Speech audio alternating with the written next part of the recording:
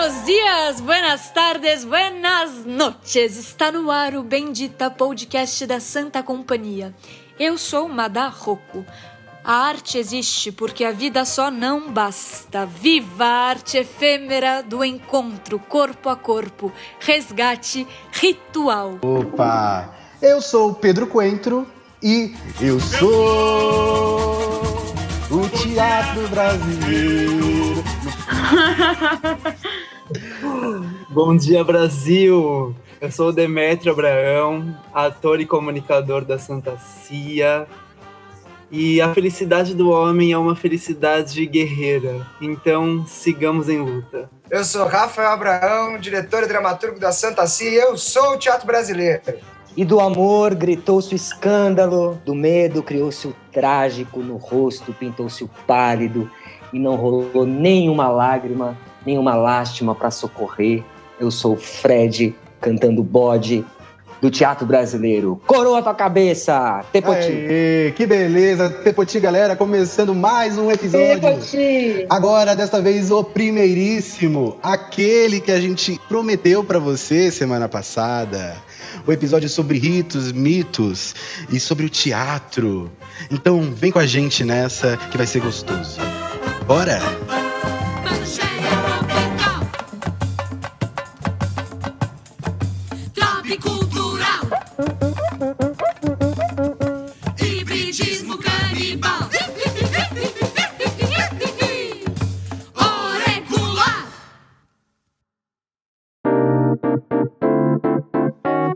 Antes de irmos para a conversa de hoje, para o debate com Rafa e com o Fred Alan, eu quero pedir as minhas escusas aqui, cidadãos abençoados do mundo, pois estamos gravando em quarentena, então vai ter barulhos aleatórios vindos do nada, tá bom?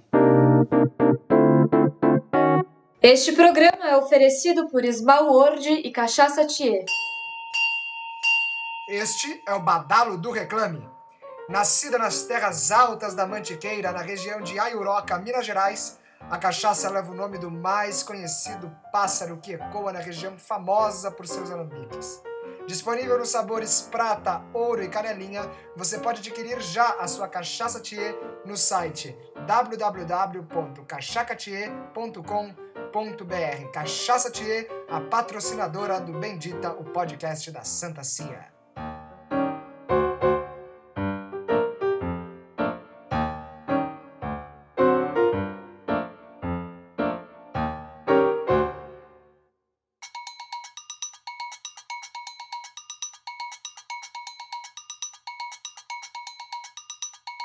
Da Grécia Antiga ao Japão feudal, das títeres latinas ao bacanal.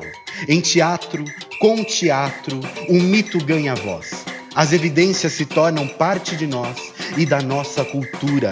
Se apropria de cada época e deixa ainda mais firme a arte que ultrapassa séculos, milênios. Muda de sotaque, de face, de figurino. Inventa-se a luz elétrica e as possibilidades ganham cada vez mais e mais e mais corpo. Inúmeras, infinitas. O teatro é e sempre foi um corpo ganhando vida. E por mais que efêmera em sua passagem, deixa no peito da plateia uma fagulha ainda mais eloquente que horas branda e horas arde. O poder da poesia convivial. O poder da energia amalgamada de mistérios, elucubrações, explicações. Teatro é da terra o pó, das árvores, as folhas que balançam. Do ser humano, a energia da transformação. Muito bem, amigos, começando aqui com o nosso querido Rafael Abraão e Fred Alan, que são os experienciados desta vez para estar falando com a gente sobre as raízes mitológicas do teatro. E aí já fica aqui a pergunta, onde começou, qual foi a parada que deu início disso tudo, se é que a gente pode falar que existe essa parada que deu início disso, né? que deu início ao teatro, que deu início aos mitos e aos ritos. Vamos falar sobre isso, galera. Bom, pessoal, boa tarde, bom dia, boa noite a todos os nossos ouvintes, aos camaradas aqui da mesa. E qual a origem do teatro? Que pergunta auspiciosa, uma vez que existem tantos e tantos teatros, né? No Brasil foi uma, no Oriente deve ter sido várias outras, mas hoje eu fiquei um pouco mais reflexivo aqui, principalmente sobre a ocidental, né? Que é a que normalmente a gente mais investiga. E aí, nesse sentido, a gente tem que retornar à Grécia, mas não a Grécia já dos 3 grandes tragediógrafos, né? De Sófocles, de Eurípides, não.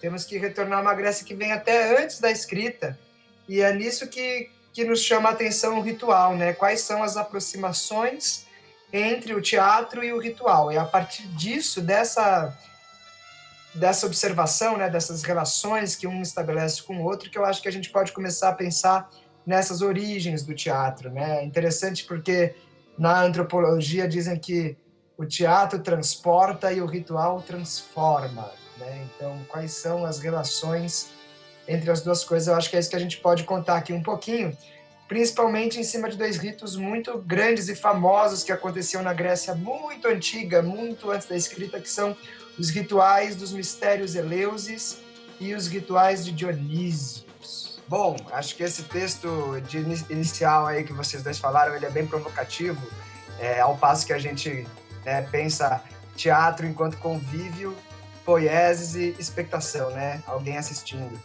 E isso, na verdade, a gente só pensa se a gente tem como objeto aí de pensamento o acontecimento teatral, né? Então, para o teatro ser um acontecimento, é necessário que haja convívio, poiesia, expectação. Mas teatro também pode ser um edifício, teatro também pode ser um mirante, né? Um lugar de onde todos vêm, que é assim mais ou menos que a palavra, não necessariamente na etimologia, né? Mas no significado mais abrangente quer dizer. Só que, ao mesmo tempo, essa visão do teatro como convívio, poiesia, expectação, é uma visão filosófica, da filosofia do teatro. Agora, você perguntou os ritos, os mitos, né? O que funda ele, talvez, assim, qual que é a cosmogonia do teatro. E eu acho que uma possível visão que a gente pode ter para ele é a partir da semiótica, ou seja, basicamente a partir da análise dos símbolos, do teatro como um símbolo. E isso que nos leva ao teatro ritual, né?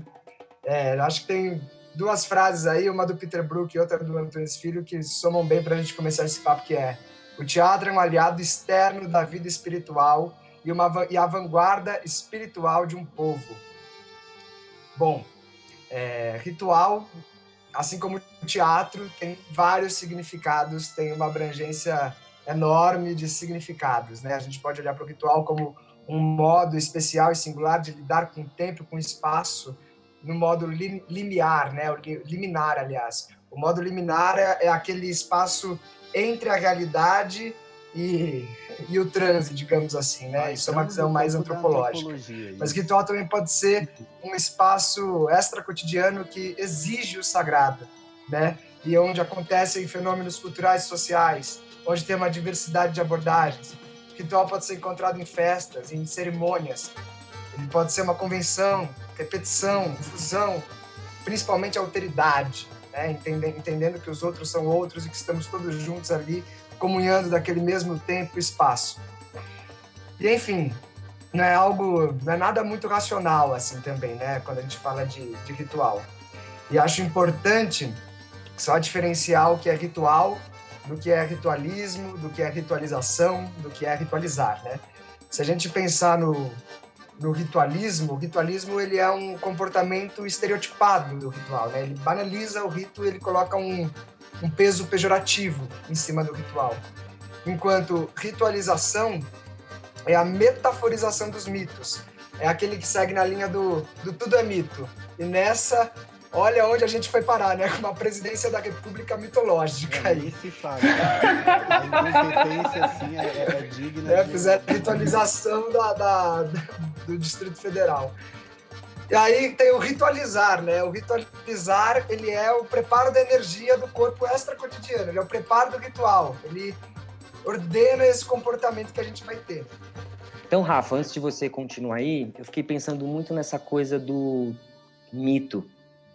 Mas a gente que trabalha no teatro, né, e sabe que o trágico, a forma do personagem ou do artista trágico viver um sofrimento é muito diferente do drama que a gente vê nas novelas, no cinema, no realismo, onde os personagens sofrem, né, eles sofrem, e porque eles têm que sofrer, né, porque a redenção da vida está num outro plano, está num plano metafísico, lá no plano da salvação do paraíso, então aqui a gente tem que sofrer. E o trágico não, ele tem o prazer de viver esse sofrimento, porque ele sabe que isso é uma força de um mito. Então, tanto o tesão, o ódio, o amor, a benevolência, eles são forças dos deuses, né? E dos deuses gregos, né? A gente está falando do teatro grego, né? Então, eu acho que a gente também pode ver esse personagem que falam que é um mito, eu acho que ele só encarna um mito que é uma força que carrega uma história que possa ser similar à da humanidade, para a gente se identificar, que é a maior podridão, que é o próprio patriarcado, a própria violência, o próprio estupro, a própria colonização, desmatamento. É tudo de ruim.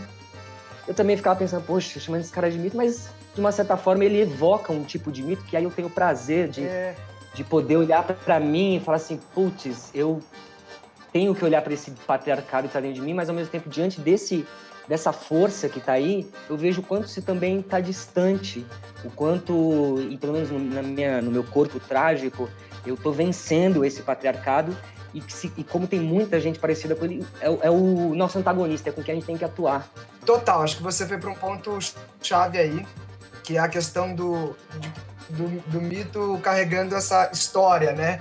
E o que é esse mito, por exemplo, que, né, nesse sentido do Bolsonaro, né? Esse mito que tipo de mito é esse, né? E qual que é o rito que coloca ele na prática?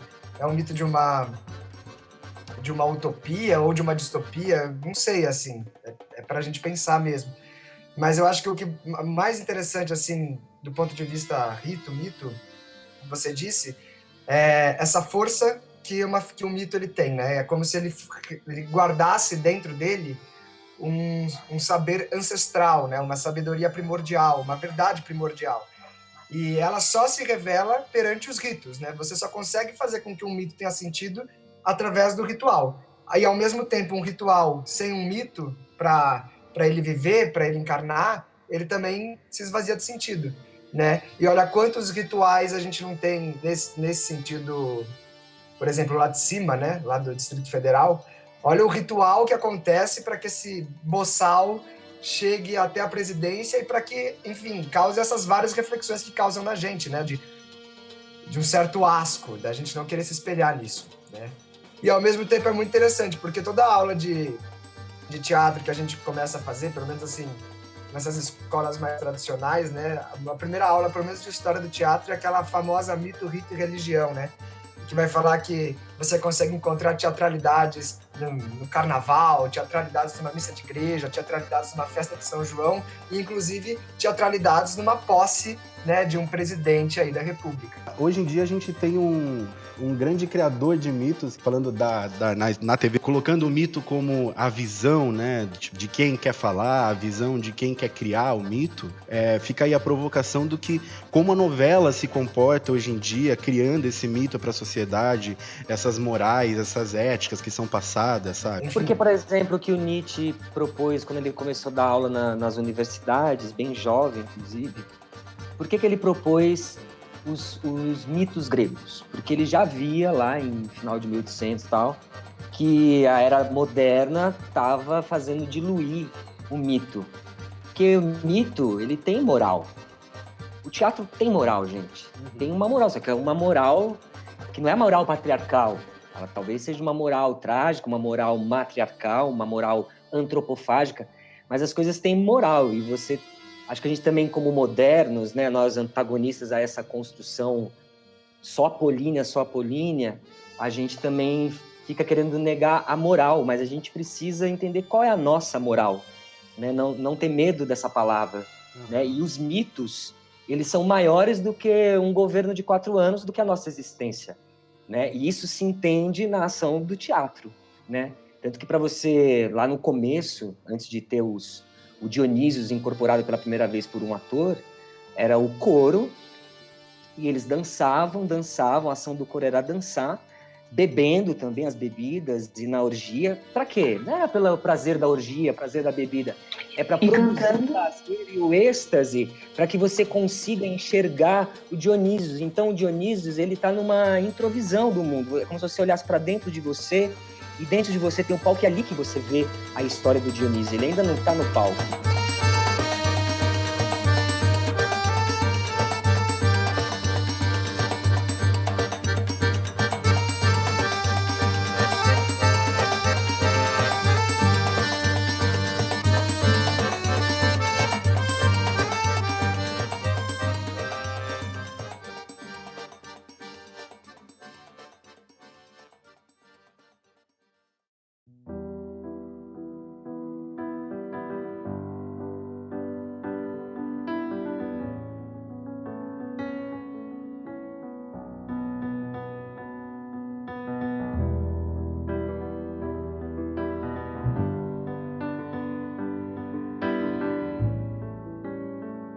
Acho que isso já me dá um gancho até para eu trazer os Eleusis, porque o Pedro Vicente, que é um dramaturgo, e alguns outros teóricos, eles linkam essa origem do teatro ao ritual dos mistérios Eleusis.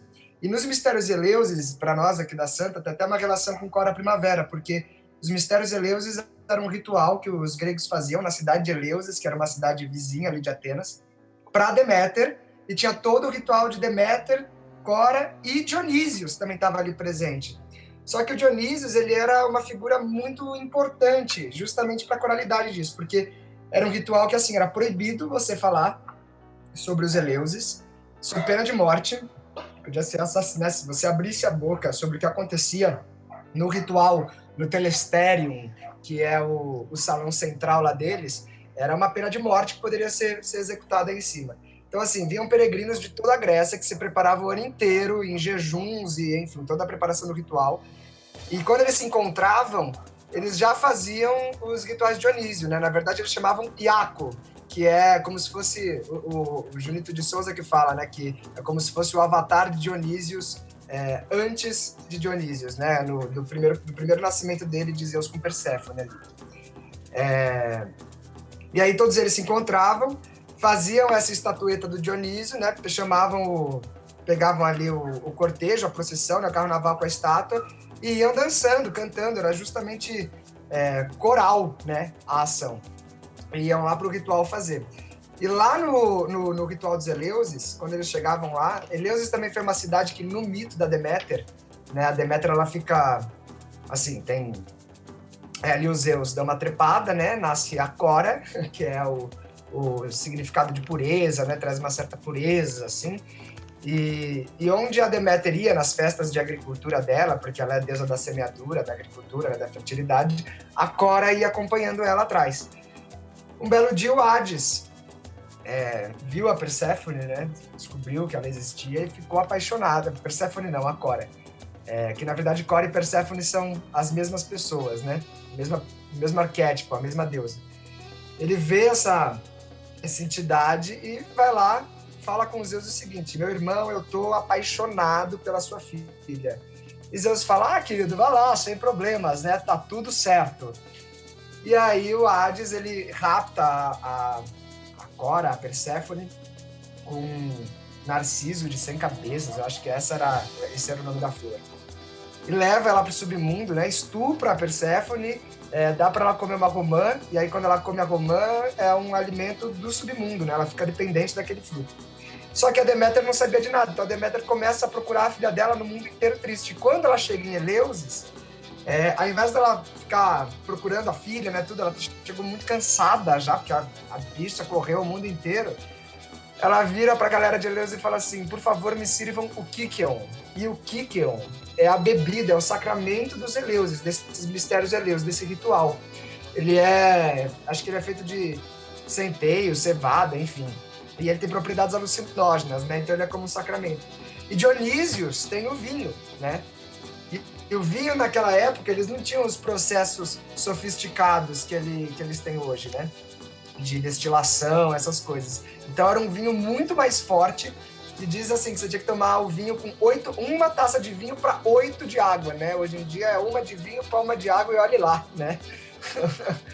Então, tomavam, e aí é onde a gente consegue perceber uma similaridade também, tanto entre o vinho quanto com o Kykeon, que é o fator da embriaguez, né? A embriaguez como algo fundamental para o transe que vai se estabelecer naquele ritual. E Dionísios, né? Ele sempre esteve com esses peregrinos, com essa galera que fazia cortejos, procissões, sempre muito cantadas, sempre com flautas, músicas e tudo mais, e principalmente com o uso de máscaras, né, Fred? Todos eles ali usavam máscara, isso que faz o Dionísio ser o deus do teatro também, isso que o linka principalmente aí, ao teatro, né? O fato de todo mundo ali usar máscara e dele ser a própria máscara, né? O Dionísio, a gente pode pensar num teatro um pouco mais, não sei se é esotérico a palavra, talvez mais alquímico, que a máscara é essa consciência arcaica do personagem, né? Porque o dia que o primeiro ator tira a máscara e continua o jogo cênico é o dia que nasce o Corifeu, e aí acontecem todos os espantos e segue a chalana de Dionísios, né? Eu nunca tinha ouvido essa história, assim, nessa... Sempre imaginei que assim, tem um livro do Nietzsche, que é o Nascimento da Tragédia, né? E ele faz uma narração muito boa ali de 3 etapas do nascimento do teatro, ou de como o Dionísios foi para fora. Porque até então ele era como se fosse uma introvisão, né, do ser humano, assim, uma visão antropocêntrica do mundo, né? Como se fosse uma excitação do corpo, onde você tem tanto uma visão metafísica do mundo, do visível e do invisível, e você tem aquela vivência. Só que tem um primeiro momento, que é quando tem um bando de gente que dança e dança para conseguir ver esse Dionísios, né? Até me lembra, sei lá, a Jurema Sagrada, que é uma religião brasileira, onde se bebe um vinho feito de uma árvore, e também ninguém pode saber do segredo de como faz essa bebida, é feito de família em família, uma coisa assim, para você ter a visão dos ancestrais. Os ancestrais moram em árvores, e a gente tem milhares de outras bebidas, ayahuasca, né? A gente tem vários estimulantes, né? E eu fico entendendo que o Dionísio é essa liberação emocional, porque Dionísio é a música, né? A emoção. Então ela não dá para ser traduzida. Então você tinha um bando de gente dançando, e o único jeito daquela força que estava ali dentro, que só eles conseguiam ver, o jeito de vir para fora vinham nos ditirambos, né? Tem até um texto muito bom do Ginsburg, que é o Nietzsche no teatro, que ele meio coloca o Nietzsche como se ele fosse assistir a uma peça grega. E aí ele dá esse exemplo para falar como é escrito esse livro Nascimento da Tragédia.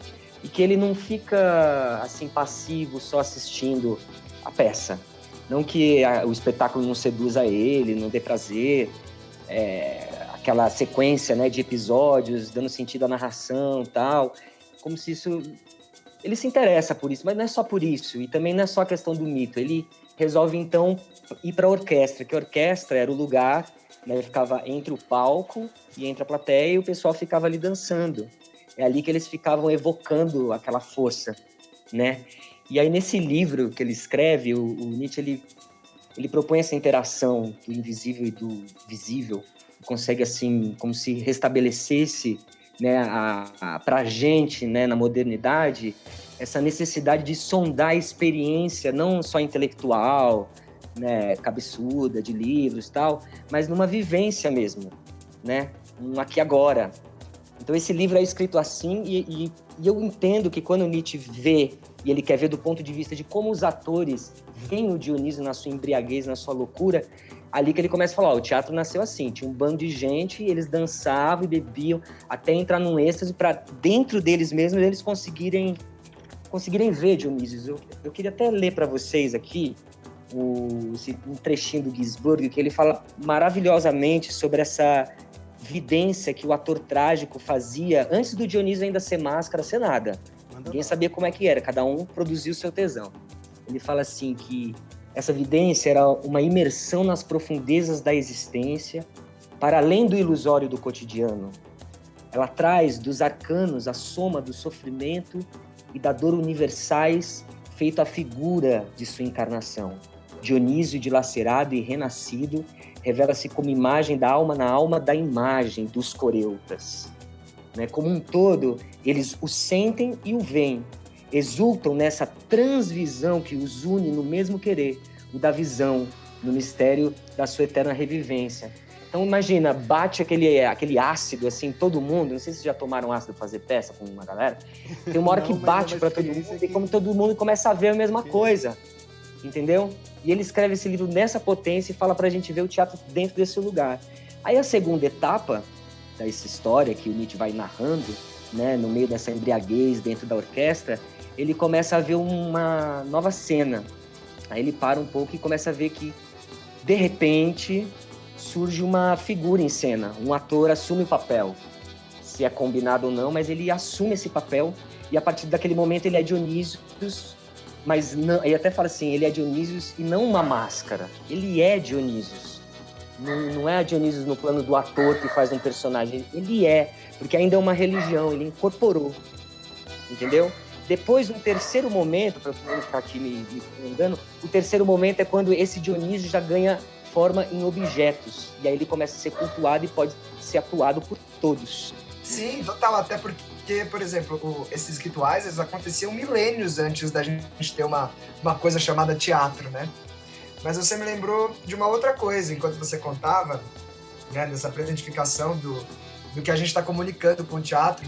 Muitas vezes esses rituais e mesmo esses mitos, né, eles ligado até a moral, né, que você comentou, de que todo teatro é amoral, e a moral não é uma coisa tangível, né, não é uma coisa que você pode tocar nela, essa aqui é a moral.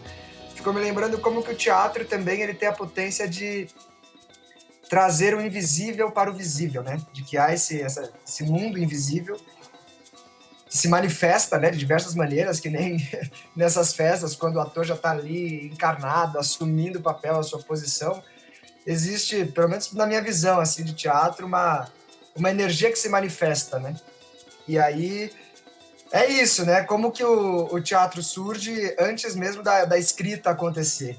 Acho que tudo isso que você falou são caminhos maravilhosos aí de provocação para a gente pensar nisso.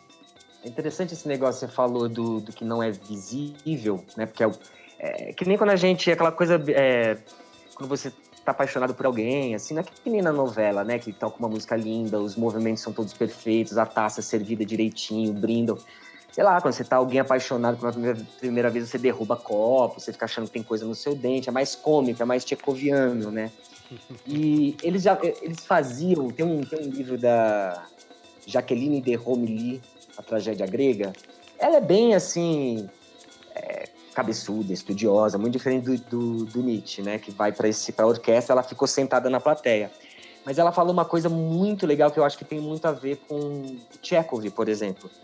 Que a ação, tinham duas coisas na tragédia, né? Tinha uma coisa que estava acontecendo ali em cena, com os personagens, né? Ali num palco mais alto, o coro ali que podia ficar estimulando, ameaçar os atores e a plateia assistindo. Mas que a ação verdadeira, ela acontece fora da história. E isso também provocava a imaginação do público, como se tivesse uma guerra acontecendo lá, que é a ação principal, e a coisa que é outra coisa que está acontecendo, né? Que nem, acho que é nas Três Irmãs, posso estar enganado, mas eu acho que é nas Três Irmãs, que tem um personagem que ele vai participar de um duelo, e aí ele precisa dizer para uma das irmãs lá, agora não me lembro o nome, ele precisa dizer que ele ama ela. Ele nunca teve coragem de dizer. E aí ele passa a noite toda com ela, e a noite toda ele não fala nada. Ele fica assim, como o dia tá bonito, hoje a lua tá cheia, nossa, vai rolar um podcast aí, vamos ouvir, tal. Eles ficam assim falando nada, tomando um chá. Aí quando o dia amanhece, o sol nasce, ele tem que sair pro duelo, e pode ser que ele não volte, pode ser que ele morra, certo? Aí ele levanta, olha pro último momento para ela e não diz, né, eu te amo. Ele diz, prepara o café, como, né, eu vou voltar, então prepara o café que eu vou voltar. E você não vê a cena acontecer, né? A cena acontece lá fora, que nem na Revolução que acontece no Jardim das Cerejeiras, né? Sim. As coisas... Moscou tá queimando, elas estão querendo voltar para Moscou, mas as coisas todas estão acontecendo fora. E acho essa... fazendo ponte com essa coisa do invisível e também como ela já vai influenciando na dramaturgia, a ponto de é possível identificar isso também num Chekhov, por exemplo, né? Sim, total. Nossa, né? Muito massa. Eu acho que, não sei, eu fico muito provocado, assim, de como esse invisível, ele é comunicado, né? Que nem você falou, a imaginação. A imaginação, ela pode ser muito bem uma ferramenta, né, do invisível. E, enfim, uma outra coisa também que eu pensei, eu tô discutindo, tô digerindo, assim, por fragmentos, né? Que a gente vai falando muitas coisas costuradas. Sim, o ritual lá de trás, né? Quando você falou, acho que é por aí que começa a sua história, a gente vai encontrar os elementos de teatro nele justamente pelo texto, né, que é pronunciado, os cantos, pela ação que é desenvolvida, executada, as danças, a loucura em si ali do corpo, e também por esses objetos, né? Achei muito louco quando você falou que o Dionísio, ele se transporta para objetos e qualquer um que vesti-lo já o carrega, né? Ele já é aquilo. Sobre essa questão dos objetos, eu gostaria de um exemplo, assim, tipo, não só eu, assim, mas falando para o nosso ouvinte agora, qual seria um exemplo prático disso? É claro que você já deu lá o do vinho e tal, e como isso se dá, mas, tipo, qual é o exemplo, hoje na contemporaneidade, de uma peça que está aí em São Paulo, assim, como a gente colocaria, tipo, da onde a gente pegaria esse exemplo? Eu acho que dá para pensar, não sei, eu gosto de pensar no camarim já, do que começa lá, né? Quando um ator vai fazer o trabalho dele, né, ele tem o figurino, ele tem os objetos de cena que ele usa, e ele tem a maquiagem que ele usa. Para mim, quando se entra no camarim, eu já começo a me maquiar como a entidade, como esse personagem, né, como essa energia, ela já começa a vir. Então, desde do gesto que você faz para fazer o personagem nascer, né, ali através do artifício da maquiagem, até o figurino que ele usa, os objetos, por exemplo... Em Cora Primavera, vamos pegar o próprio exemplo de Dionísio, né? Ele tinha uma calça vermelha, um tirso e uma maquiagem que era preta com vermelho, né? Eu acho que quando você soma toda essa indumentária, isso é uma ajuda a você trazer o personagem, né? Então, se eu vou fazer, se o Fred vai fazer, se você vai fazer, os objetos já têm a energia carregada ali daquela coisa também, né? Ao mesmo tempo. Não sei, o que você acha disso, Fred? Eu não sei se o que eu vou falar complementa ou contradiz, assim, porque também é isso, né? Estamos aqui se ouvindo, né? E falando, é importante o ouvinte que nos ouve com os ouvidos carinhosos, né? Entenda isso, né? Mas eu acho que tem uma coisa fundamental que a gente volta à primeira pergunta, que o que é teatro, etc. Que assim, gente, não adianta objeto nenhum, figurino nenhum, maquiagem nenhuma, se primeiro a gente não tiver um público para encontrar. Então já fica esse apelo a quem nos ouve, a compartilhar teatro, a ouvir teatro. Uhum. Teatro é arte do encontro, mas também a gente tem que utilizar as tecnologias para compartilhar várias etapas do teatro, porque teatro são muitas etapas, né? E etapas mágicas, etapas de conhecimento e tal, mas é a participação do público. E não só a participação do público, mas a participação no sentido dele aceitar e acreditar. Acho que aceitar não, mas acreditar que aquele que está ali é aquele personagem. Entendeu? E eu acho que isso é anterior a qualquer tipo de teatro. Se é teatro de musical, do Teatro Abril, do Teatro Santander, teatro de grupo, teatro de rua, circo, monólogo. Tem um lugar que a peça acontece quando você fala, tá bom, esse Fredinho ali é o Hamlet, e brinca com isso, se permite a isso, né? Às vezes a gente não consegue, porque acha chata a peça, ou isso, não entende, ou o texto é bom e a atuação não é, ou vice-versa, tal. Mas tem um lugar de você se permitir. E eu acho que esse se permitir vem desde quando a pessoa sai da casa dela, porque é diferente você ligar a televisão e ver um filme, você ligar a novela, aí você fica ali no seu cotidiano, desliga, liga, abaixa, aumenta. Então você sai, você precisa se preparar, você precisa pegar uma condução, E eu acho que essa é a arte do teatro. E eu acho que Dionísios, ele só pode vir nos objetos se tiver essa comunhão, né? E Dionísios são todos os personagens que a gente pode fazer na nossa vida. E eu acho que Dionísios já é o ator que tem consciência disso, porque ele nasce e morre todo dia. Para deixar bem evidente, então, tipo, essa interação, primeira coisa, é a primoide, né? É o fator principal disso. e vai de todos os leques de possibilidades de personas e personagens. Desde o Senhor Teixeira lá pegando Cora Primavera, que era o vilão da história, até o de fato, Dionísio. Né? Ou Hamlet, ou qualquer outro. Na verdade, assim, tem teatro, cara, basta que duas pessoas se encontrem que ele já começou, né? Não banalizando a nossa arte aí, né, o nosso ofício, mas é basicamente isso. Se duas pessoas se encontram e já começa, tá valendo. Por exemplo, Hamlet. Quantas vezes Hamlet não foi feito, né? Quantas vezes esse cara não foi chamado para contar a história dele, sabe? Vestir a máscara dele é muito mais fácil quando já tem essa permissão que o Fred falou, né? Quando você se abre pro acontecimento. Mas essas duas pessoas são o coro de artistas e o coro do público. Exatamente. Se não tem público, nada acontece, né? Embora o teatro não tenha a memória do Hamlet que foi feito há 100 anos atrás, né? O teatro só existe não porque também tem o texto escrito, mas porque ele foi montado e ficou na memória. Isso também acho que é uma coisa a gente se pensar nessa época de tecnologia, onde é tudo virtual, e não tem obra mais virtual que o teatro. Que ela não existe e fica na memória das pessoas. Eu não vi o Hamlet quando Shakespeare escreveu, mas ele tá aqui até hoje, então ele foi sendo visto e ele tá dentro da gente. Total, ele envolve o luto, né? É uma arte que envolve esse luto que você falou, né? Que ele fica na memória, e é a memória nesse lugar do virtual, né? Então, a peça, ela acontece ali naquela uma hora, aconteceu, e tudo que a gente tem é essa lembrança, e mesmo a lembrança não é a peça, né? Ela tem esse caráter efêmero do encontro, que acontece naquele dia, naquela hora, com aquele clima, com aquela circunstância toda dada ali de pessoa por pessoa. Concordo plenamente com o que você falou.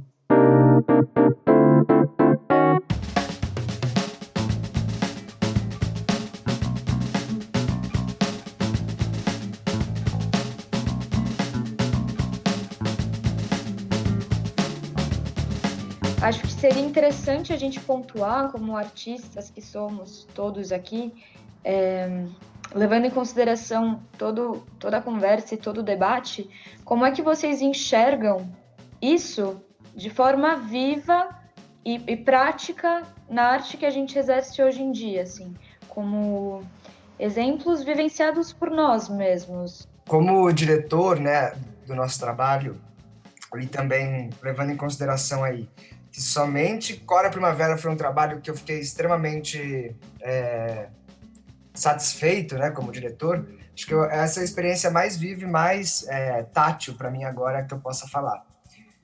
Para mim, desde que a gente começa os nossos encontros, né, vou começar voltando lá do ritual. Desde que a gente começa os nossos encontros, o encontro em si já é o ritual, né? Desde quando a gente chega, então cada ator ficando no seu canto ali, se preparando, mexendo nas partes do corpo que precisa, né? Às vezes está com uma dor no ombro, com uma tensão na perna, sei lá, e vai se aquecendo devagarinho, vai pegando a prática ali, aí se junta com o coletivo, e o ensaio tem um jeito de acontecer, né?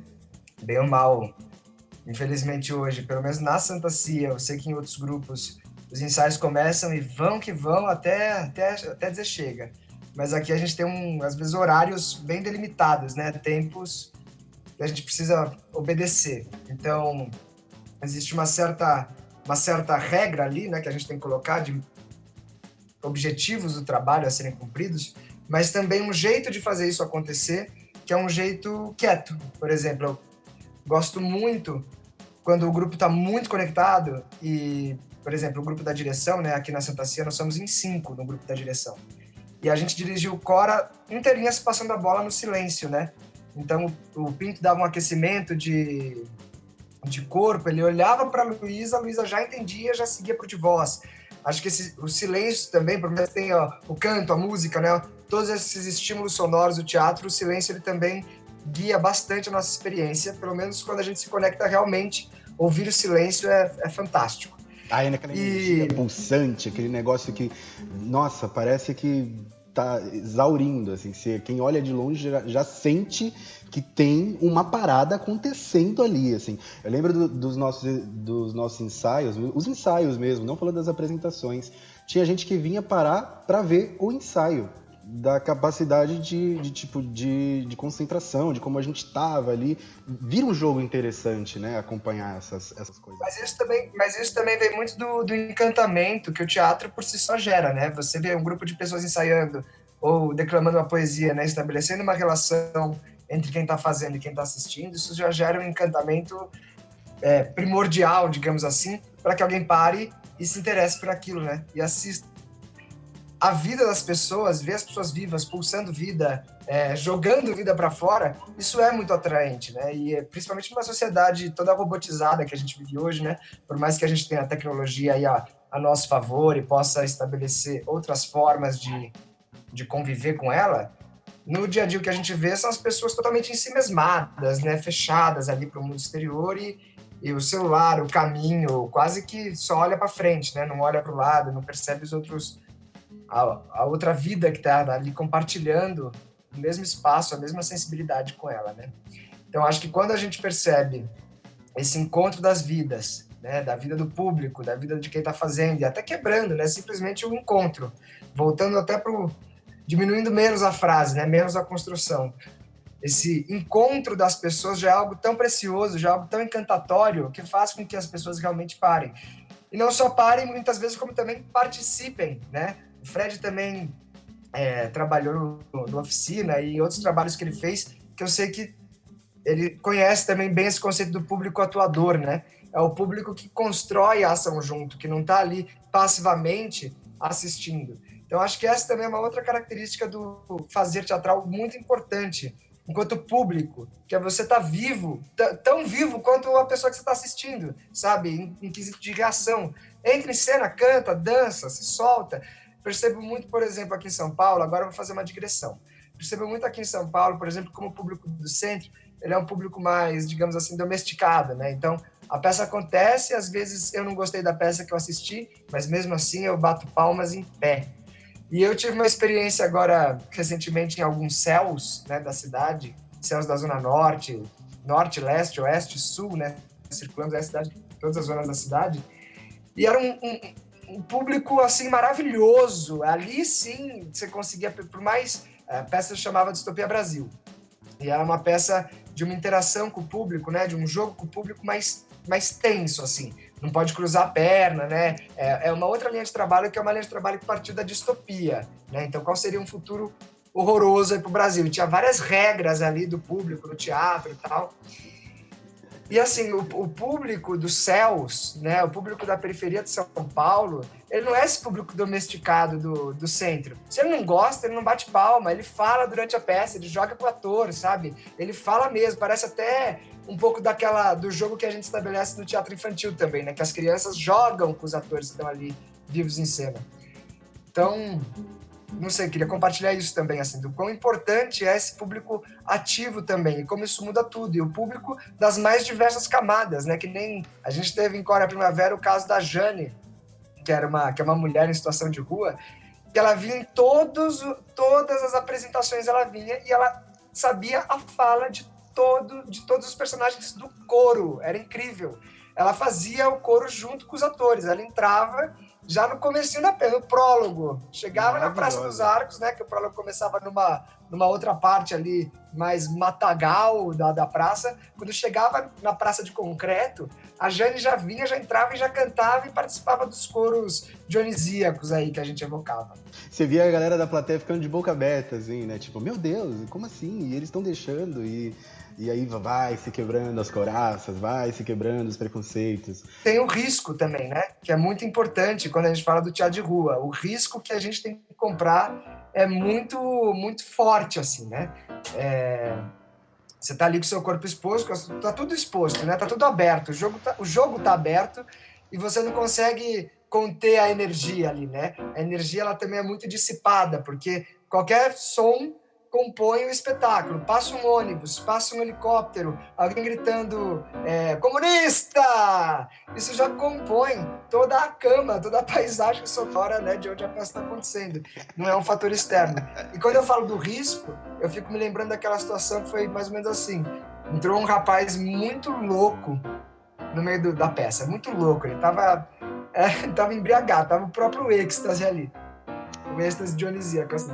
Só que ele entrou no meio da peça e ele achou que o espetáculo era dele, assim, porque ele parava a peça e ele gritava, e ele fazia ações que não conversavam, né, com tudo que estava acontecendo ali.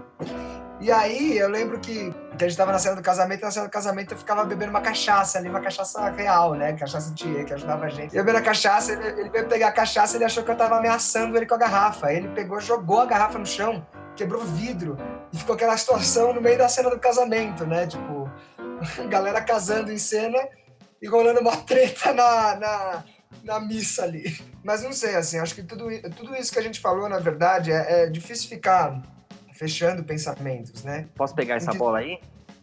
Por favor, me ajuda. Não, que o que vocês estão falando, enquanto vocês estavam falando, aqui eu estava pensando, né? Porque eu comecei a fazer teatro muito cedo, né? Com 7 anos, eu tô com 34, vou fazer 35.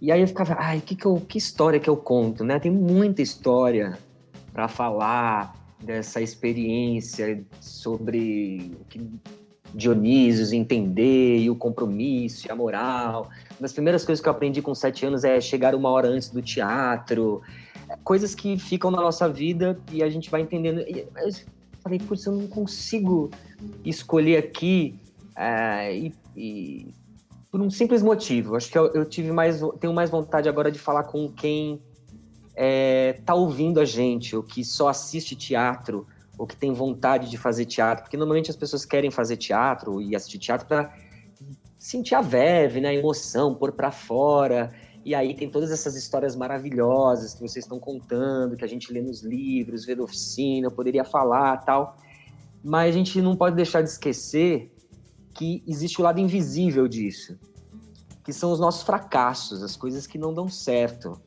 né, e elas são muitas. Nossa, também. Muitas, né? Milhares. Por exemplo, até pra gente, fazer uma cena, né, pra chegar naquela opção, a gente errou muito e teve que trabalhar muito a frustração e tudo que é isso que a sociedade fala que a gente só tem que ser um ser pronto, tem que terminar a escola, fazer faculdade. Por exemplo, eu nunca fiz faculdade, sou um bichinho do teatro, entendeu? Então, mas tem que fazer, aí dentro do plano artístico, tem que fazer televisão para não ser... Sempre tem uma coisa compartimentada que você tem que ser. E o que eu queria compartilhar aqui, que acho que me aproxima mais do Dionísios, eu acho que a gente que faz teatro tem que falar como nessa perspectiva mitológica, né? Que eu poderia falar da perspectiva aqui ordinária, do dia a dia, do que eu já fiz, para comparar e digredir, mas tem uma coisa que é maior do que a mim, né? O meu tempo de existência também, para trás e para frente, que é essa capacidade que o teatro, há 29 anos, me mostra de eu ter que me reinventar. Que eu vou ser bem sincero para vocês. As coisas que eu mais criei, assim, textos que eu escrevi, ou atuações, tal, que eu falo, putz, legal, ali dá para começar a fazer teatro, sabe? Ali acho que dá para eu começar, né? Foram em momentos muito difíceis, ou dentro de grupos, ou situações, né? Eu também não vou aqui agora selecionar uma e contar uma história para virar uma coisa, uma cena romântica do erro, da frustração. Porque o que eu quero dizer, como Dionísios, é que o teatro ensina a gente a se refazer a todo momento. Que o Dionísios, ele é o deus da morte, do nascimento. Então, se tem algo que a gente faz todo dia, é o todo dia. Ele não tem fim. E ele é oposição total à sociedade que a gente vive. Ela é tudo pré-determinado. E por mais que no teatro a gente pré-determine, não vai ser como a gente programou. E se a gente não está conectado no nosso parceiro, se a gente só está pensando como a gente chora e não está conectado como o nosso parceiro está reagindo, é um teatro morto.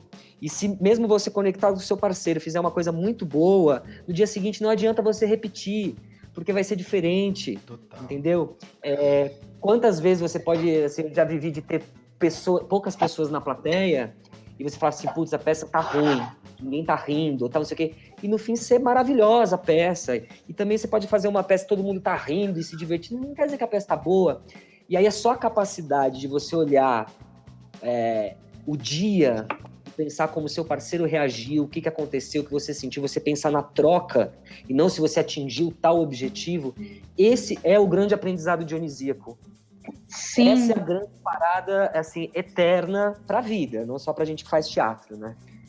A presença, né? O momento presente que é essencial, assim. Isso me dá gatilho para perguntar não, mas para colocar, fazer uma pontuação, porque eu acho extremamente importante o que você traz como estrutura, que é a tragédia, né? E aí, pensando lá no começo, quando o Rafa fala sobre ritos, sobre rituais, sobre os rituais que sempre existiram e os rituais cotidianos hoje em dia, e depois, quando você coloca a ideia do público, né, que se prepara para ir ao teatro e da ação no momento presente, de fato, a arte do encontro, e hoje em dia, a arte do corpo a corpo, porque daí a geração virtual, ela entra num outro lugar que dá um debate gigantesco, né? Mas essa presença corpórea, assim, enquanto teatro, e eu penso muito nessa ideia, tipo, como se de alguma forma o teatro fosse um resquício, um resgate coletivo, um desejo coletivo da nossa instintividade primordial, assim, sabe? Que vem lá de trás, como se a sociedade inteira, no fundo, tivesse esse desejo, essa procura a essa instintividade, assim. Então, pensando nos rituais, lá de trás, pensando antes mesmo, tipo, dos rituais dionisíacos, né? Pensando na procura do ser humano, então, já de ter uma relação com o divino, na procura de um entendimento terreno e todas essas coisas, e depois acompanhando essa trajetória, né? Os ditirambos, e depois os rituais, as festas dionisíacas, de onde surge a tragédia.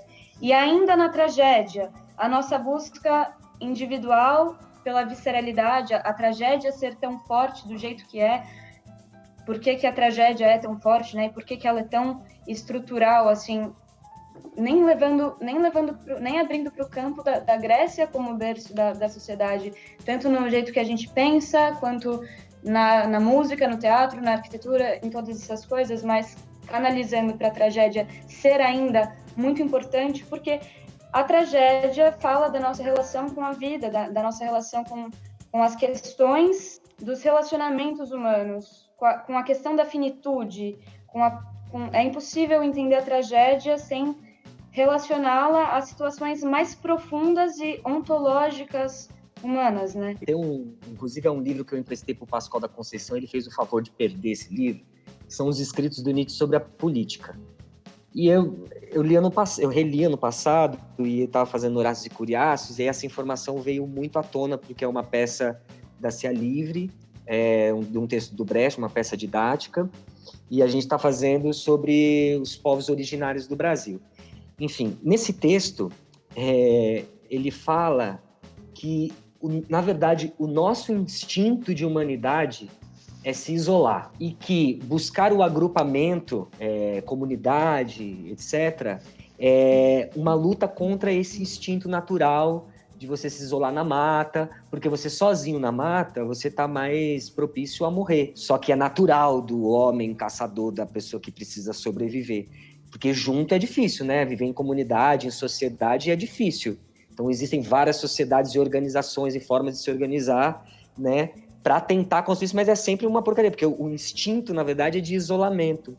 E eu tô falando isso mais para a gente fazer um estudo, né, sobre isso.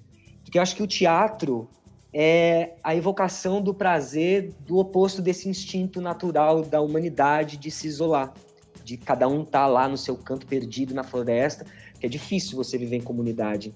Então, quando eu li esse texto, eu falei, nossa, é o oposto, que a gente acha que o instinto é viver juntos, mas não. Caralho! Opa, nem pode falar palavrão que não vai não passar pode falar palavrão, na produção.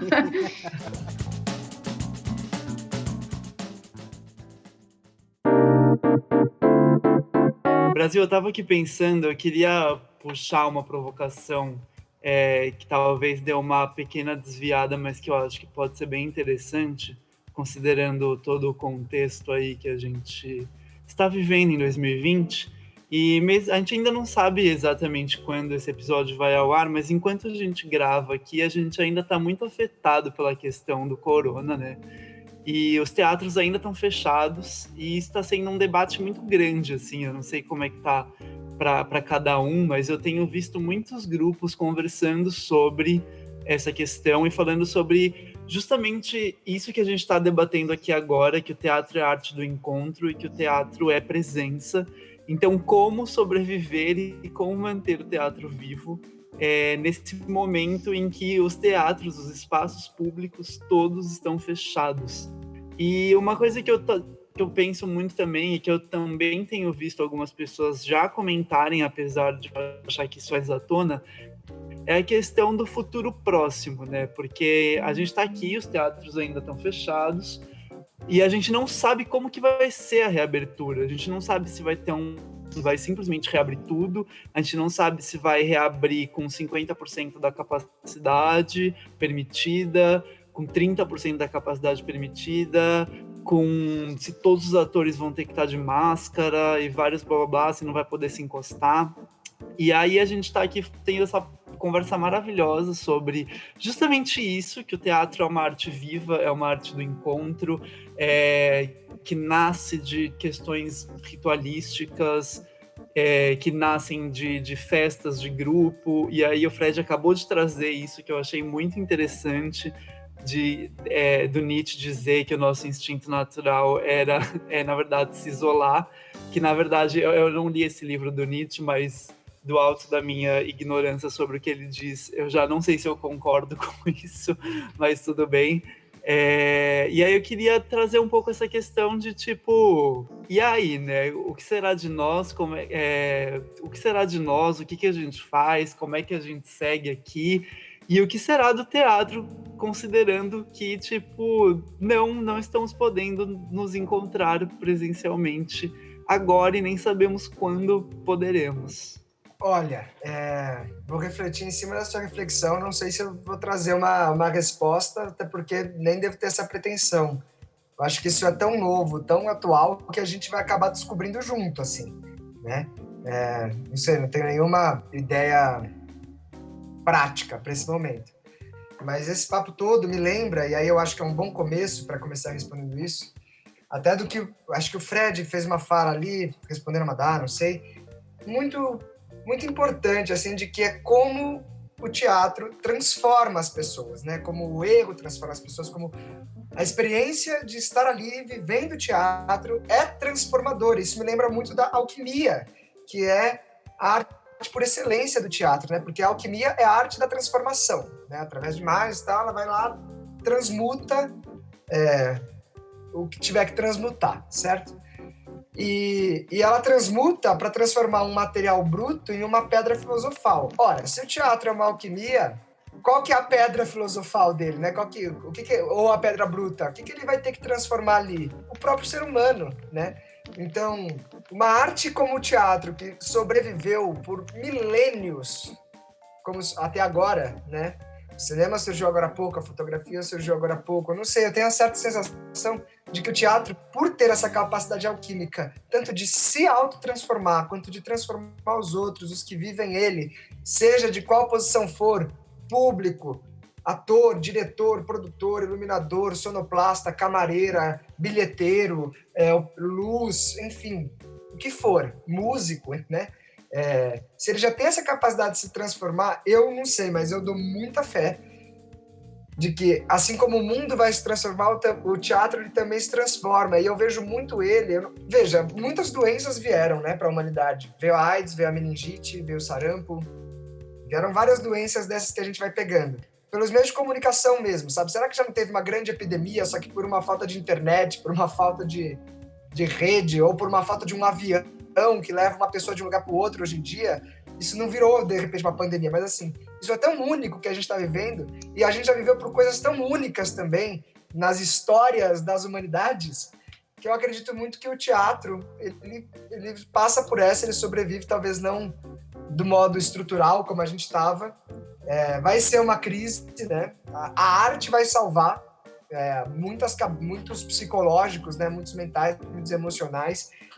O que seria da quarentena sem os artistas, né? Sem os os vídeos dos músicos gravando várias coisas, sem a live do Fred fazendo um texto na casa dele, né?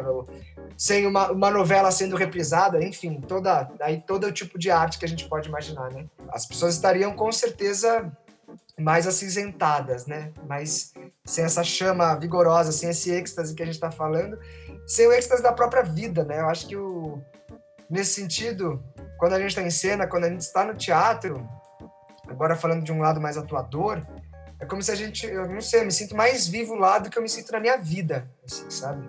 É uma pulsão muito ferrada de vitalidade. E acho que sem a arte a gente perde isso na altura mais básica dela, né?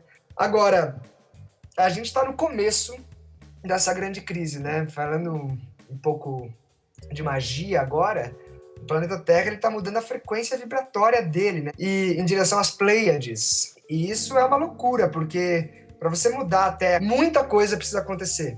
E a gente também percebe a capacidade de cura disso tudo, né? Veio uma doença pra gente perceber, né? Isolados, né? Nesse isolamento atual, que não é nem um isolamento esse instintivo, talvez, né? Mas esse atual, a gente começa a perceber o valor do coletivo, o valor de se poder ir ao cinema, sei lá, o valor de se poder ir ao teatro, com certeza, o valor de se poder ir numa praça, né? De se poder ir em qualquer lugar. Eu acho, eu não sei, talvez seja uma ponta de lança para nós do teatro pegarmos isso, não pegarmos isso, comermos isso, né? Para a gente devorar essa situação e ressaltar essa necessidade do encontro com as pessoas, do encontro das pessoas. Enfim, fala aí, Fred. Tem um personagem de uma peça do Chekhov, A Gaivota, que eu acho que é a direção perfeita para o posicionamento que a gente precisa ter. Hoje, inclusive, o Ailton Krenak tem falado exaustivamente, voltar à normalidade da sociedade é voltar ao erro. Então, assim, a gente tem que ouvir os povos indígenas, porque, assim, a vanguarda do pensamento. Acho que quando a gente fica pensando, vai abrir para minha casa, vai ter que usar máscara, a gente ainda está pensando de voltar para trás para esse capitalismo, esse neoliberalismo, essa sociedade, esse teatrinho de gaveta, né? Vocês são uma companhia de 40 atores, mas a gente, sabe, se você for fazer estatísticas, né, de teatro, a maioria são teatros pequenos, né? Agora, enfim, de teatros de grupo e tal, enfim. Mas o que eu tô falando é desse personagem, o Treplev. A gente tem que ver a vida agora como Treplev. Ele não via o teatro dele como dentro de uma caixinha. Eu não sei se vocês lembram no começo da Gaivota, ele tá todo nervoso porque ele escreveu uma peça pra vizinha lá que ele é apaixonado, uma menina jovem, a mãe dele é uma famosa do teatro, sei lá, uma Fernanda Montenegro, né, essa coisa toda. E o que ele faz? A peça, a hora de começar a peça não é o horário do relógio cristão, o horário do ponteiro, não. A hora de começar a peça do Treplev é em relação à lua. E quando a lua estiver posicionada no céu, atrás da árvore, naquele momento é a hora que a atriz vai entrar. Então a gente tem que olhar para esse teatro que tem que olhar de verdade para a natureza, parar de pensar que o ser humano é um ser à parte da natureza.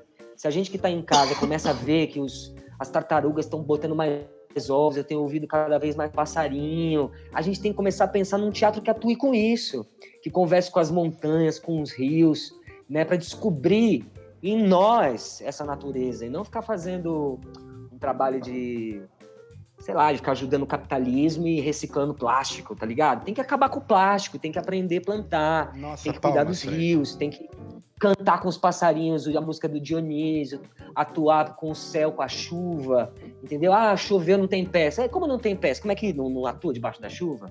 Sei lá, a cabeça, acho que nossa, ela tem que ser mais Treplev nesse sentido, sabe? Total, era sobre isso que eu me referia quando eu falava do resgate de uma certa instintividade humana, pensar que nós somos natureza, né? O corpo humano é um bicho. E aí entra a grande problemática da tecnologia e do teatro, assim, que para mim é um assunto, nossa, muito difícil. Inclusive, eu acho que a gente tem muito que considerar fazer um episódio sobre isso, saca?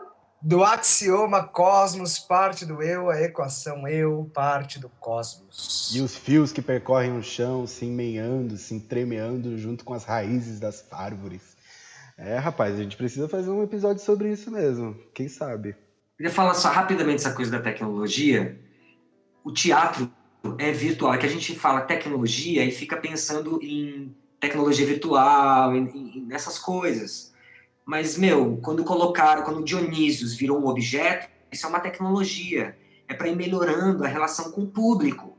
A questão é botar cada vez mais gente na orquestra, sabe? Tem que quebrar Óbvio, quem quiser ficar sentado assistindo, fica, porque você está participando. Mas a ideia é o convite a todo mundo entrar na orquestra para dançar, para mexer o corpo, sabe? Uma ode ao corpo.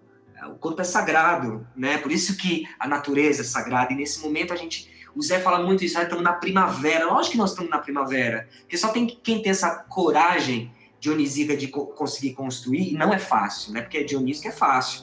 Por isso que eu falei lá, não vou falar das coisas boas, tem que falar do que é errado. Porque tem que ter uma coragem de morrer, matar todo o seu conhecimento, toda a sua universidade, aquilo que te deram, o seu pensamento de pessoa inteligente, e, entregar o seu corpo. Tá entendendo? E essa entrega do corpo, que nem o nosso encontro, ele é virtual. Só que como a gente utiliza essa tecnologia para ampliar em recorte o encontro, entendeu? Como é que você chama? É que nem botar uma luz. Quando o Craig botou pela primeira vez uma luz e fez uma sombra grande, o pessoal falava, para que precisa disso? Entendeu? Mas é tudo como uma forma de melhorar a comunicação do teatro. E a gente sabe muito bem, vocês sabem muito bem, que o teatro não se restringe a gente ficar ali, dado o terceiro sinal e acabou, ou da estreia ao último dia. A gente estuda muito, isso é importante que as pessoas saibam disso. A gente trabalha demais, a gente perde muito edital, a gente escreve muitos textos, a gente erra muito, a gente lê antropologia, lê história, lê matemática, lê filosofia, tudo para botar no corpo uma emoção em comunicação, que vai ser morta naquele dia. Eu acho que a discussão sobre a tecnologia tem que partir dessa perspectiva. E aí, como a tecnologia pode informar e formar o público, que agora é o momento de formar públicos, né? Sem falar que o teatro é uma coisa só, não, tem milhares de teatros, cada um tem o seu gosto. Mas como é que a gente forma tudo o que é de teatro? Né? O que vocês estudaram, o que vocês falam, é base de coisas que vocês fizeram lá atrás. Imagina alguém poder ter acesso a isso, quem está na escola, ou nesse momento mesmo, que não está na escola, mas poder acessar os cadernos de estudos de vocês. Deve ser coisas riquíssimas, né? Então, acho que a discussão que vocês forem fazer tem que partir desse lugar. Senão é isso, aí é uma live ali, não sei o quê. Não é isso. Não é só isso, né? Que nem... Não dá para esquecer... que nem o Nietzsche vai escrever o livro lá, ele dá uma mudada no jeito de pensar, como é a filosofia, e vai fazer uma intercepção antropológica, mas ele também não esquece o metafísico, que é Apolo e Dionísios, né? Apolo é esse lugar aqui que a gente que estão assistindo, e Dionísio é essa emoção. Então, o que é essa ferramenta? A gente tem várias ferramentas de tecnologia, bebidas. Como é que se fazia essa bebida? Tem uma tecnologia por trás. Então, se a gente partir disso, se vocês partirem dessa reflexão assim, live, essas coisas, vai ser assim, tipo, pega um tirso e improvisa. É um tirso, é um bastão, é um objeto. Que nem o Brecht, nas peças didáticas, que eu juro que eu vou terminar, nas peças didáticas que o Brecht escreveu, ele não escreveu para mudar o jeito de fazer teatro, para revolucionar o teatro. Ele escreveu para os atores fazerem práticas diferentes. Então, por exemplo, ele escreveu uma peça chamada O Voo sobre o Oceano, peça radiofônica para moças e rapazes. E aí ele fala, eu não estou escrevendo radiofônica para vocês usarem o rádio como é utilizado, porque o rádio hoje ele já está dominado aí pela indústria. Só que ele também não fala como deve ser usado o teatro, ou mesmo como deve ser feita uma peça didática. Ele simplesmente ele fala assim, a prática teatral vocês têm que jogar de outra forma. E aí ele fala, o rádio, por exemplo, antes ele era um sinal, né, de código Morse, mar-terra, e depois de uma revolução que teve na Irlanda, os barcos começaram a usar para transmitir uma informação de verdade. E aquela informação ia se expandindo e eles se comunicarem. E eles fizeram a revolução na Irlanda. Então ele dá uma dica, ele fala assim, não usa o rádio da forma como que é. Eu também não sei como é que é, mas usa para se comunicar. É que nem um teatro, é uma ferramenta para se comunicar. E ele não foi fazer rádio e também não botou o rádio no teatro. Fica uma equação para a gente resolver, não intelectualmente, mas numa prática. Tá entendendo? Cara, animal, animal. Muito bem colocada essa provocação. Bom, meus amores, vamos agora para os momentos de dica da semana, já que ainda não temos e-mail, comandado aqui pelo Demétrio Abraão. Demétrio, vou passar a bola para você e já já a gente volta aqui para se despedir de vocês, tá bom? Então até daqui a pouquinho, um beijo. Já que estamos no meio de uma quarentena e não temos como acessar vários livros, peças, etc., eu vou começar aqui recomendando filmes, e hoje eu quero falar de 5 filmes que fizeram bastante barulho no Festival de Cannes no ano passado. Todos já estão disponíveis legalmente nos serviços de streaming brasileiros. Vale dizer que eles estão também disponíveis legalmente na internet. Mas, se você pode apoiar o cinema não americano, não mainstream, dê o seu apoio financeiro, é muito importante para a arte. Só assim, infelizmente, a arte consegue crescer e prosperar, e o cinema independente precisa de toda e qualquer ajuda, né? Vamos lá, eu quero começar pelo filme mais óbvio de todos, que é Parasita. Parasita, que ganhou a Palma de Ouro, que é o prêmio de maior prestígio de Cannes, e também considerado o prêmio de maior prestígio do cinema mundial. É o filme mais recente do Bong Joon-ho, que é um dos maiores e, na minha opinião, melhores diretores sul-coreanos. Ele é maravilhoso, todos os filmes dele são incríveis, porém, na minha opinião, Parasita é o melhor de todos. Eu não vou ficar falando muito sobre os filmes porque por uma questão de tempo e porque, felizmente, a gente tem aí a internet hoje maravilhosa, né? Qualquer coisa é só procurar que vocês encontram tudo sobre esses filmes que eu vou comentar. Parasita está disponível no NetNow e no YouTube, porque agora tem vários filmes disponíveis legalmente para aluguel no YouTube. E também está em alguns outros sistemas de streaming, como Look, Google Play, Vivoplay, Oi Play, enfim. Se jogue e vai assistir Parasita, pelo amor dos deuses, que esse filme é tudo na vida. O segundo filme que eu quero recomendar aqui é Atlantique, que ganhou o Grand Prix, o Grande Prêmio de Cannes, que é considerado o segundo prêmio de maior prestígio, né? Só perde para a Palma de Ouro. Ele foi escrito e dirigido por Mati Diop, que eu não tenho certeza da pronúncia, inclusive eu não sei falar alguns dos nomes que vão aparecer aqui hoje. Mati Diop é do Senegal e é uma mulher negra. Eu não sei quem está familiarizado com produções cinematográficas, mas infelizmente as produções cinematográficas ainda são muito dominadas por homens, principalmente homens brancos. Então filmes dirigidos por mulheres, principalmente mulheres negras, devem ser celebrados, e esse filme particularmente, que conseguiu chegar em Cannes e ganhar o Grand Prix, que é um filme maravilhoso, gente, a gente tem que celebrar isso. Ele foi completamente esnobado depois do Festival de Cannes, o que é um absurdo, incompreensível, mas a gente segue. Atlantique está disponível na Netflix. Quem não tem acesso à Netflix, pede a senha do amiguinho e vai assistir Atlantique. O terceiro filme que eu quero recomendar aqui chama Os Miseráveis, e não estou falando do musical. Os Miseráveis é um filme do ano passado, tá? 2019, sempre bom lembrar. Escrito e dirigido por Lad Lee. Não tenho certeza da pronúncia, pode ser Lad Lai, pode ser Lad Lai, não tenho certeza. Os Miseráveis dividiu o prêmio do júri de Cannes com Bacurau, ok, bebês? Não é pouca coisa que estamos falando aqui. É um filme francês, está disponível no YouTube, no NetNow, no Google Play e na Apple TV. Os Miseráveis, assim como Parasita, assim como Atlantique, assim como Bacurau, é um filme que vai falar sobre revolta popular e a revolta daqueles que estão embaixo contra os donos do capital. É um filme bastante autobiográfico. O Lad Lee é um homem negro que nasceu e cresceu nos subúrbios de Paris, em bairros muito pobres, e ele vai falar sobre essa população. Enfim, esse filme é maravilhoso, eu não tenho como recomendar mais. O quarto filme que eu quero recomendar é Retrato de uma Jovem em Chamas. Retrato de uma Jovem em Chamas é um dos filmes mais lindos que eu já assisti na minha vida. Tem algumas das cenas mais marcantes que eu já vi no cinema. É o filme novo da Céline Sciamma, não tenho certeza da pronúncia, vamos lá.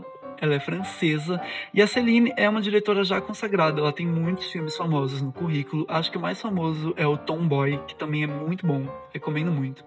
E o Retrato ganhou o prêmio de melhor roteiro em Cannes e também a Palma Queer, que é o prêmio dado ao melhor filme de temática LGBT. É um filme que vai falar bastante sobre o feminino e a mulher na nossa sociedade e é muito atual, apesar de se passar no século XIX. Retrato de uma Jovem em Chamas está disponível no NetNow, no Look, no iTunes, no Vivoplay, no Skyplay e no Oi Play. E o último filme que eu quero recomendar é Você Não Estava Aqui. Você Não Estava Aqui é o último filme do Ken Loach, que provavelmente é o diretor mais famoso dessa lista. Quem não conhece, eu recomendo muito que pesquise sobre ele. Ken Loach é um diretor britânico que inclusive já venceu a Palma de Ouro 2 vezes. Em 2006 e em 2016. O filme com o qual ele venceu em 2016 chama Eu, Daniel Blake, está disponível na Netflix, é um dos meus filmes favoritos da vida, eu não tenho como recomendar mais também. E Você Não Estava Aqui não fez diferente, é um filme brilhante, maravilhoso, que fala sobre a uberização do trabalho e todos os problemas que isso traz para o trabalhador. Tá disponível na Apple TV, no NetNow, no Google Play, no Vivoplay e para alugar no YouTube. Infelizmente não ganhou nenhum prêmio em Cannes, mas vale dizer que quando ele foi exibido, muita gente achou que ele podia ganhar a Palma de Ouro, fazendo assim com que o Ken Loach se tornasse a primeira pessoa a ganhar 3 vezes a Palma de Ouro. Alguns diretores já ganharam 2, mas ninguém ganhou 3, e ele quase foi o primeiro homem a realizar isso com Você Não Estava Aqui.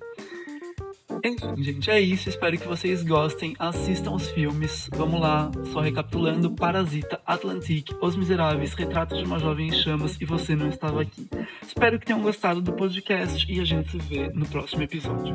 Mas, se você não quiser esperar até o próximo episódio para nos reencontrar, você pode visitar a nossa página lá no YouTube, o nosso canal Santa Cia de Teatro, onde você encontra várias produções audiovisuais da Santa. Tem eu, tem o Pedro, tem a Madá, tem o Rafa, tem a companhia inteira lá, tem entrevista, tem o DocCore, um documentário que a gente fez sobre a nossa peça, com os bastidores, a nossa viagem para Curitiba, tem as pérolas da quarentena que estamos produzindo agora para dar uma agitada, uma esquentada aí na quarentena, enquanto todo mundo fica em casa, né? Fiquem em casa, lavem as mãos, inclusive. E bom, agora sim, é isso. Um beijo e até a próxima.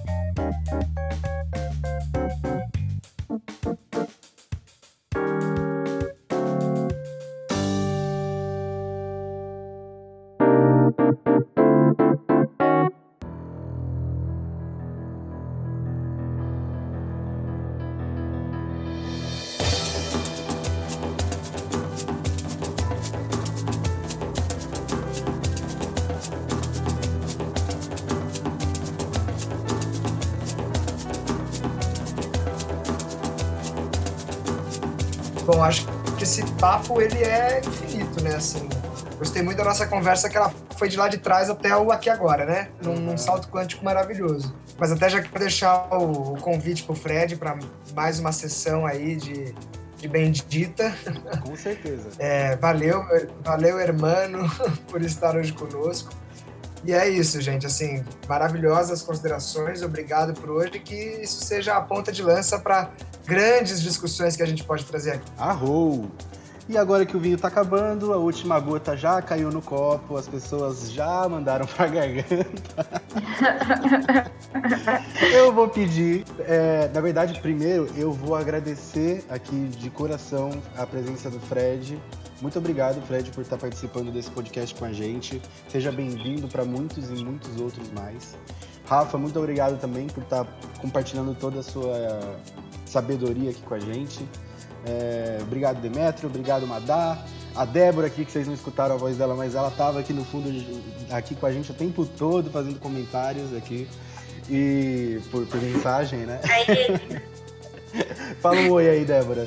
Olá, gente. Boa noite. É isso. Muito obrigada. Uma breve participação. Então, além dos agradecimentos, eu vou pedir agora para que o Demétrio comande a sessão de arrobas do pessoal aqui. Brasil, quem quiser me seguir, pode me seguir no @demi_não_alovato, tá? E quem quiser seguir a companhia, o nosso Insta é @santa.cia. O Brasil. Se você quer me seguir no Insta, @PedroCoentro, vai lá que eu vou estar te esperando. O meu arroba é madarroco com 2 Cs, ROCCO. Vai ser um prazer tê-los por lá. Eu sou @Rafa_ABSO. Eu sou @FredAlan e #compartilheteatro. #compartilhe teatro, #bendita, #Santa Cia.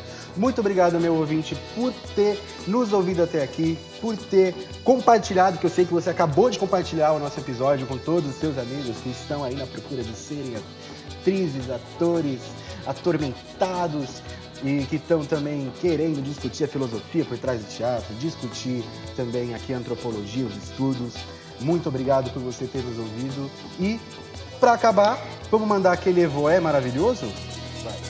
Evoé! Papo! Evoé, caralho. Que delícia!